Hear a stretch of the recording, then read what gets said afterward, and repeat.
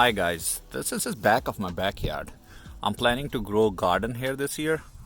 So couple of hurdles I have here is one, this ground is on an incline. So from this side to that corner, there's almost 3 feet of an incline, like ground dips 3 feet. And the ground is full on clay. So there's no way for me to level this. Let me show you what kind of dirt we are dealing with here. I dig a shovelful and it is full on clay I have in the ground.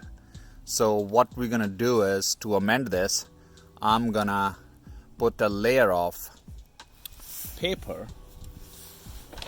You can get rolls, we can use cardboard too, but I have a thick paper which I got from Lowe's. So I'm gonna put layers of this, and then on top of I'm putting down paper because I wanna suppress the weeds from coming up from underneath.